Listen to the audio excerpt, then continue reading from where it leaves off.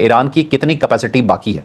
अब देखिए, ये खबरें जो है ना अमेरिकन मीडिया से आ रही हैं। अब अमेरिकन मीडिया बड़ी डिटेल के साथ ईरान की स्टोरी छप रही हैं, और एक स्टोरी मैं देख रहा था, उस स्टोरी के अंदर बताया गया कि ईरान ने 3 महीने की जंग की तैयारी कर रखी थी। और जब पहली मरतबा ईरान के ऊपर अटैक हुआ पिछले साल, तो उसके बाद ईरान को महसूस हुआ कि ये अटैक जो है पहला और आखिरी नहीं है, बल्कि इसके बाद भी अटैक्स हो सकते हैं। तो उसने अपनी कैपेसिटी इनहेंस कर दी। उसने मुख्तलिफ मुल्कों से जो जो मिल सकता था वो मिला, और दिन रात करके उसने अपने मिसाइल का जो असासे थे उनको ज्यादा किया, उसने डबल किया, ट्रिपल किया। और फिर उसने जो जंग के शुरू में जो पुराना उनका मिसाइल का स्टॉक था वो इस्तेमाल किया, पुराने ड्रोन्स इस्तेमाल किए, और जो लेटेस्ट थी वो रखता चला गया, और उसने अपने पास महफूज रखे ताकि मुश्किल वक्त में वो काम आते रहे।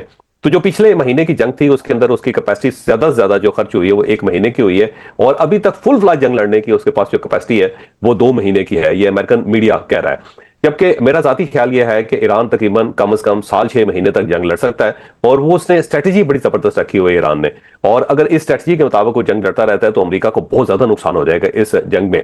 अब क्या क्या नुकसान हो सकते हैं वो आपको मैं डिटेल के साथ बताता हूँ। लेकिन पहली बात तो ये एक जहन में रखें कि इस ईरान जो था वो बहुत पहले से तैयार था, और उससे ये मालूम था कि जंग हो जाएगी। और पिछले दिनों मेरी ईरानी एम्बेसडर से मुलाकात हुई थी जो पाकिस्तान के अंदर है। उन्होंने बड़ी डिटेल के साथ चीजें बताई कि डायलॉग के अंदर क्या हुआ था, किस वक्त कौन सी मूव चली गई, और ईरान क्या सोच के आया हुआ था, अमेरिका क्या सोच के आया हुआ था, जेडी वैंस जो है किस वक्त वहां से ऊपर से निकले, नीचे आए और प्रेस कॉन्फ्रेंस करके निकल गए। तो उन्होंने ये इंकशाफ किया था कि कालीपाफ साहब जो थे वो फुल मैंडेट लेके आए हुए थे, और अमेरिकन से बड़ी गलती की। अगर वो उस वक्त एग्रीमेंट कर लेते तो ये मामला निपट जाता। क्योंकि जब कालीबाफ साहब वापस गए हैं, और जब अमेरिकन शराइत का ईरानी मीडिया को पता लगा, ईरानी कौम को पता लगा, ये पाकिस्तान को पता लगा, तो उसके बाद चीजें बदलनी शुरू होगी। और कालीबाफ साहब को भी खासा लताड़ा गया वहां पे, उनसे कहा गया कि आप ये इस किस्म की शराइत क्यों मान रहे थे, तो कालीबाफ साहब भी पीछे चले गए।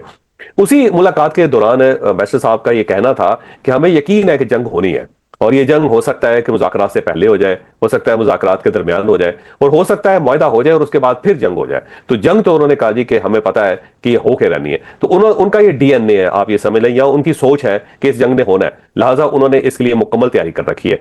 और 3 लेवल पे उन्होंने तैयारी की है। एक तो उनके पास मिसाइल्स हैं, और लेटेस्ट मिसाइल हैं, बड़े जबरदस्त किस्म के मिसाइल हैं जिनकी उन्होंने आज तक किसी को हवा नहीं लगने दी।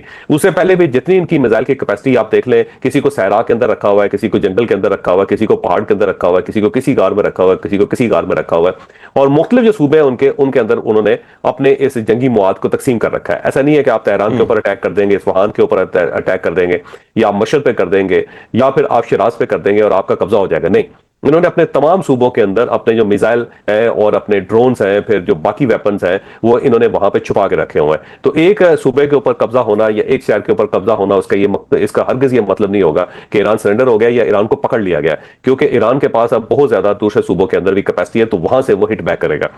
दूसरा, इन्होंने जो पासदारान है उनकी ट्रेनिंग बड़ी जबरदस्त की हुई है। 15 लाख इनके डायरेक्ट पासदारान ऐसे लोग हैं कि जो प्रॉपर जंगी तैयारियां करके बैठे हुए हैं। और बाकी जब इन्होंने पूरे ईरान के अंदर से जब इन्होंने दोबारा लोगों को भर्ती करना शुरू किया तो 3 करोड़ के करीब लोग वहां से भर्ती हो गए। तो 9 करोड़ की आबादी में 3 करोड़ जो वॉलंटियर्स हैं उन्होंने अपने नाम लिखवा दिए कि हम लड़ने के लिए, मरने के लिए और मारने के लिए तैयार बैठे हुए हैं। तो एक तैयारी उन्होंने ये की कि पाकिस्तान को उन्होंने एक्टिव कर लिया। पहली तैयारी उन्होंने ये की कि अपने इक्विपमेंट छुपा के रखे हुए हैं। और इसके साथ साथ जो तीसरी तैयारी उनकी है वो है स्ट्रेटेजिक, कि स्ट्रेटेजी में वो बहुत जबरदस्त है। और ऐसा लगता है कि ईरान ने प्रॉपर एक वार प्लान करके अपने दीवार के ऊपर लगाया हुआ था कि जनाब अगर जंग हुई तो हमने यही स्टेप्स लेने। अब सवाल यह है कि ईरान के पास कौन कौन सी ऐसी स्ट्रेटेजी है, यानी स्ट्रेटेजीज कौन कौन सी है। पहली बात तो यह है कि गल्फ स्टेट्स जो हैं वो ईरान के बिल्कुल सामने है। ईरान को हिट करके अमेरिका को बहुत नुकसान पहुंचा सकता है। अब सवाल यह है कि वहां पे क्या नुकसान पहुंचाया जा सकता है अमेरिका को। देखें, वहां पे 3 किस्म के नुकसान पहुंच सकते हैं। पहले तो वहां पे अमेरिकन एयर बेसिस है, और वहां पे तकरीबन जैसे कोई 13 कहता है, कुछ लोग 17 कहते हैं, तो ऑलमोस्ट आप समझें कि 15 के करीब वहां पे एक्टिव नेवल बेसिस है, जहां पे उनकी फौज बैठी हुई है, जहां पे उनके इक्विपमेंट खड़े हुए हैं, जहां पे उनके जहाज खड़े हैं, जहां पे उनकी नेवी खड़ी है, और बहुत ज्यादा उनके लोग वहां पे मौजूद है। तो अब अगर ईरान वहां पे अटैक कर देता है तो अमेरिका को बहुत ज्यादा लॉस हो जाएगा, क्योंकि हैवी लॉस होगा। उनके अपने लोग वहां पे हैं, इक्विपमेंट है। इसमें कोई शक नहीं कि उन लोगों की तनख्वाहें और उनकी पेंशन और उनकी जो इक्विपमेंट्स हैं वो सारे पैसे अरब दे रहे हैं, अरब स्टेट्स दे रही हैं। लेकिन लोग और बरह रास्त जो है वो अमेरिकन हैं जो वहां पे बैठे हुए हैं। तो उससे इनका बहुत ज्यादा लॉस हो जाएगा, क्योंकि ये गल्फ को हिट करेंगे। दूसरा, वहां से तेल निकलता है और गैस निकलती है, और ये तेल और गैस जो है ये पूरी दुनिया की मैशत चला रही है। अब अगर वहां पे ईरान इनके तेल और गैस की कैपेसिटीज के ऊपर हमला कर देता है तो फिर दुनिया को तेल नहीं मिलेगा, ना तेल मिलेगा ना गैस मिलेगी। जब तेल और गैस नहीं मिलेगी तो उसके बाद जाहिर है प्राइसेस बहुत ऊपर चली जाएंगी, और तेल की कीमत ऊपर जाने का मतलब ये है कि आपके जो माशी पहिया वो रुक जाएगा, या फिर हर चीज जो है महंगी हो जाएगी। तो एक दूसरा जो ईरान के पास स्ट्रेटेजिक एक एसेट मौजूद है वो गल्फ स्टेट्स के जो वहां पे ऑयल के कुएं हैं या गैस के कुएं वो है, वो इसको हिट करेगा।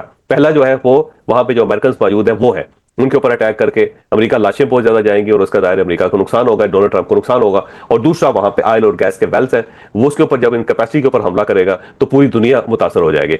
और तीसरा जो कार्ड इनके पास है जो अब इन्होंने बाहर निकाला है वो है फाइबर ऑप्टिक।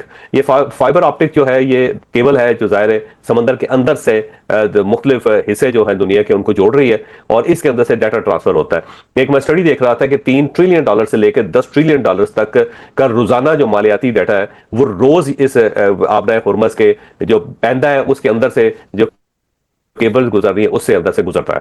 तो अब अगर वो उस केबल्स को काट देता है या वहां पे कोई एक रखना कायम कर देता है या वहां पे वो जाके माइंस लगा देता है तो वो पूरी दुनिया की जो ट्रैफिक है वो रुक जाएगी। अब ये एक तो बहरी ट्रैफिक है वो रुकी क्योंकि आपने हुर्मुज़ आपने बंद कर दी हुई है, और दूसरी अब जो जेर जमीन केबल्स के जरिए ट्रैफिक चल रही है वो भी बंद कर दी जाएगी। अब वो भी बंद हो जाती है तो दुनिया जो है वो खासी परेशान हो जाएगी। और आखिरी चीज जो इस वक्त ईरान के पास है वो दो है, एक तो आबनाए हुर्मुज़ है जिसने बाकायदा दुनिया की जो सांस है उसको बंद कर रखा है इस वक्त। यानी आबनाए हुर्मुज़ के अंदर थोड़ी सी गड़बड़ होती है तो तेल की कीमतें ऊपर चली जाती हैं, स्टॉक एक्सचेंजेस क्रैश कर जाती हैं। तो वो ईरान को बड़ी मुश्किल से ये पता चला है, ये गुरा है कि जनाब एटम बम से ज्यादा कीमती तो हमारे पास ये एहसास है, ये एहसास जब तक हमारे पास है उस वक्त तक दुनिया हमें कुछ नहीं कह सकती, उस वक्त तक अमेरिका कुछ नहीं कर सकता।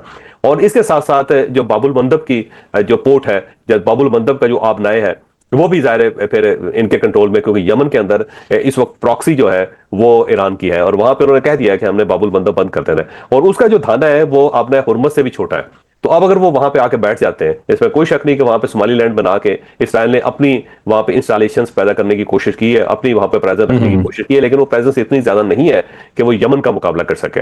तो अब अगर वहां पे जंग छिड़ जाती है या वहां से सोमालीलैंड से अटैक कर देता है इसराइल यमन के ऊपर, या यमनी वहां पे अटैक कर देते हैं और बाबुल मंदब बंद हो जाता है, तो आप ये समझें कि 50% दुनिया की ट्रैफिक जो है वो बंद हो जाएगी।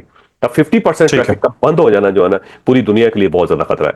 तो अब ये सारी चीजें वो हैं जो ईरान के हाथ में है, यानी एक तो उसने लड़ना है और उसे अमेरिकन का मुकाबला कर रहे हैं, दूसरा अमेरिकन के इस वक्त बहुत ज्यादा जहाज खड़े हुए हैं अपने हुर्मुज़ के करीब है, वो खलीज फारस के अंदर है, और वहां से अगर वो मिसाइल दागना शुरू कर देते हैं और मिसाइल जो है अगर 2% भी लग जाते हैं इन सब जहाजों को तो ये तबाही बर्बादी हो जाएगी, अमेरिका का जो मिथ है वो टूट जाएगा, और ये जो कहते हैं सुपर पावर के पर्चे उड़ जाएंगे, और ईरान इस चीज से बात है। दूसरा जो मशरक़ वस्ता के जो ममालिक है उनको उड़ा देता है, उनके पानी के जो प्लांट्स हैं उनको उड़ा देता है, वहां पे जो बिल्डिंग्स हैं उनको उड़ा देता है, उनका इंफ्रास्ट्रक्चर गिरा देता है, वहां पे तेल और गैस के जो कुएं हैं उनको उड़ा देता है। तो उससे जो नुकसान होगा अमेरिका का भी और साथ साथ दुनिया का वो भी एक बड़ा खौफनाक होगा। दूसरा दोनों आबनाए हुर्मुज़ के साथ साथ बाबुल मंदब भी बंद हो जाती है तो एक ऐसा क्राइसिस होगा जो वर्ल्ड के लिए होगा जिसको मेरा नहीं ख्याल कि दुनिया फिर आसानी से हजम कर सकेगी। तो क्राइसिस बहुत ज्यादा होगा, अभी उसके साथ खेल रहे हैं।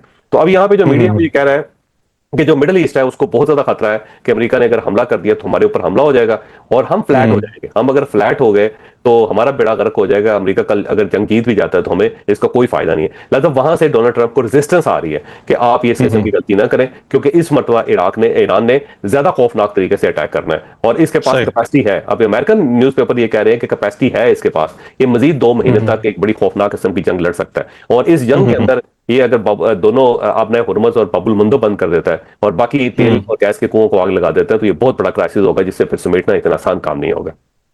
बिल्कुल ठीक है। तो चौसा अगर हम मुख्तर करें चीजों को तो ईरान के पास जो ऑप्शंस मौजूद हैं, एक वो खलीजी ममालिक पर अटैक कर सकता है जिसके अंदर अमेरिकी अड्डे भी शामिल होंगे, इजराइल के ऊपर वो अटैक कर सकता है, बाबुल मंदब बंद कर सकता है, आबनाए हुर्मुज़ ऑलरेडी बंद है, और उसके अलावा जो फाइबर ऑप्टिक्स हैं ये उसके नए टैक्टिक्स में शामिल होगा कि जिसमें तकरीबन 3 से 10 ट्रिलियन डॉलर का जो डाटा है वो रोक दिया जाएगा। तो इसका मतलब है पूरी दुनिया मुसीबत में आ जाएगी, दुनिया मुसीबत में आ जाएगी। ये जो दुनिया के अंदर कोऑर्डिनेशन है ना, माशी कोऑर्डिनेशन, वो खत्म हो जाएगी और ये समझे ऑनलाइन बिजनेस सारा के सारा रुक जाएगा। तो ये जैसे बिल्कुल ठीक है। गैजेट्स चल रहे हैं ना आपके फोन के ऊपर, फिर मुझे लगता है जूम के अंदर हम ये रिकॉर्ड कर सकेंगे, ये जूम के अंदर कॉन्फ्रेंस हो सकेगी या मीटिंग हो सकेगी। ठीक है, ठीक है। अच्छा सर, अमेरिकन मीडिया तकरीबन यही चीजें रिपोर्ट कर रहा है जो तकरीबन आपने बता ही दी हैं। बस इसमें एक चीज और वो कह रहे हैं कि वो कहते हैं कि ईरान का ख्याल ये अमेरिकी मीडिया कह रहा है कि अब की बार अगर जंग हुई तो वो मुख्तसर और शदीद होगी। ये उनका कहना है मजीद इसके अंदर। हाँ वो अच्छा जाहिर है जो सब क्योंकि देखिए अमेरिकन भी मुख्तसर करना चाहते हैं और शदीद जंग करना चाहते हैं, तो ईरानी जो है ठीक ना है। वो भी तैयार होकर बैठे हुए हैं, उन्होंने भी मुख्तसर करनी है और शदीद करनी है। इस साइड से अमेरिका अटैक करता जाएगा, उधर से वो अमेरिका के ऊपर डायरेक्ट अटैक नहीं करते, तो उन्होंने मिडिल ईस्ट उड़ा देना। उन्होंने भी ठीक एक है। ही वक्त हमला करके ना, गो इसमें कोई शक नहीं है कि ये जो जंग बंद हुई है उसमें मिडिल ईस्ट ने भी बहुत काम किया है, उसमें भी बहुत सारे दिफाई सिस्टम जो है वो अपने लॉन्च कर लिए हैं और लगा भी लिए हैं, और वो टेस्ट हो रहे हैं ये अभी यूई के अंदर। यूई ने कहा है कि पिछले ठीक है। 48 घंटों के अंदर हमारे ऊपर 6 ड्रोन्स के अटैक हुए और हमने न्यूट्रलाइज कर दिए, तो साथ साथ चेक भी हो रहे हैं वो। ठीक है, ठीक है, ठीक है।